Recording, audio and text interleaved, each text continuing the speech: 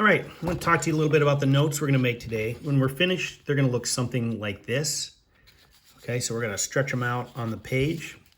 I'm going to begin on a sheet of paper right in the middle, and I'm going to talk to you about this concept of matter. I'm going to get a pen that works. Pencils are also fine. So what we're going to make is this thing called a concept map. A concept map has ideas filled with, circles on it filled with ideas that are interconnected.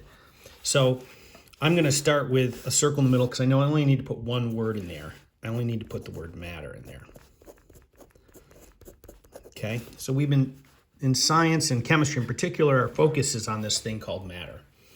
Now, what we need to figure out is what is matter. So I'm going to put that up here. The definition is going to go over here. Now, instead of putting a circle there to begin with, I'm going to write the concept here, and then I'm going to put a circle or a box around it. So basically, matter is anything, pretty much anything, okay? But it has to have two properties. It has to take up what we call volume,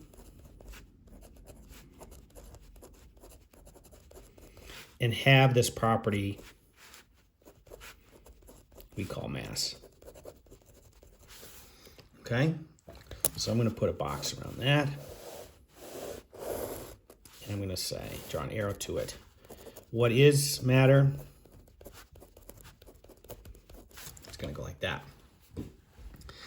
Okay, so volume is essentially how much space something takes up, and mass is sort of how heavy something is. So we'll have talked a little bit about that, and we're going to be expanding on these two concepts a lot because this is something now we're going to have to start to measure, both volume and mass. We've been measuring length, but we haven't been measuring volume. We haven't been measuring mass. What is it made of? Okay, it turns out if you zoom in on matter, things that have mass and volume, they're made up of these tiny particles. Now I'm going to call them particles because really the structure is kind of complicated. This is, you might have heard of atoms and molecules. That's basically what particles are. And we're going to keep it at the level of particles for a while because we don't necessarily need to go inside of the little particles. But basically you want to sort of imagine something like this. Little tiny particle clumped all together makes matter. So I'm going to draw an arrow here. What is it made of? Okay, so now we have this concept of matter. It's made up of mass and volume, and it's made up of tiny little particles. We're going to measure these. We're going to develop sort of a theoretical explanation. It turns out, though, if we look around the world, there are actually multiple forms of matter. So we have these things called what we call states of matter. And you might be aware of these things. There's basically, look around, you'll see things that are solid, like my pen, right? Even this piece of paper. You have things that are liquid, like water, or your blood. Blood has both solid and liquid in it. We can actually breathe out of our mouths, and we notice that there's another state of matter, which is called gas. So air is an example of a gas. And then there's this fourth state of matter, which you really don't bump into too much on this planet. It's what's in the center of stars and things like that, and it's called plasma. And what's kind of cool about states of matter is that you can take something that's a solid, say like a block of ice, and if you warm it up, you can change it into a liquid. If you warm it up even more, you can change it into a gas. And if you heated it up even more and put it in the center of the sun, it would actually turn into something called a plasma. So what we're going to do is we're going to realize that as we go in this direction, we're increasing the energy in matter.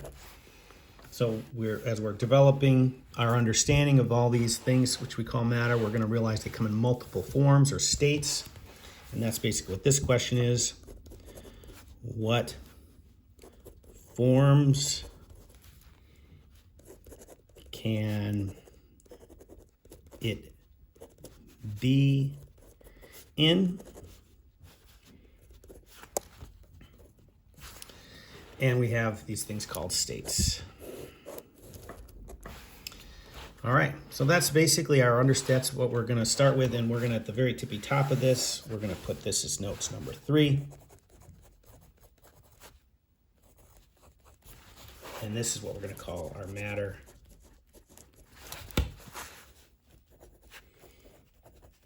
Concept map. So you want to have it look like this when you're all done, and then of course you can add a little bit of flourish to it, right? Put a few little drops of water here or something. You can make a little block here. Gas, plasma, put the sun there.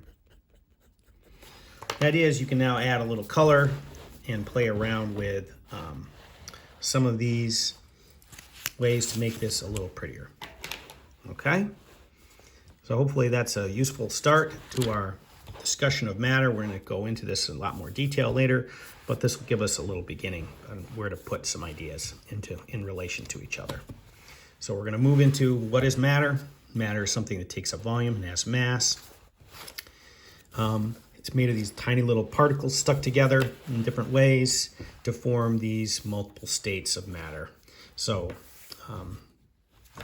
so some of you might know we can actually transform things. We can transform solids into liquids, liquids into gases, gases into plasmas.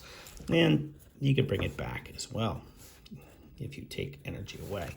So we're going to start to play around with these ideas in this next unit. Hopefully that's helpful.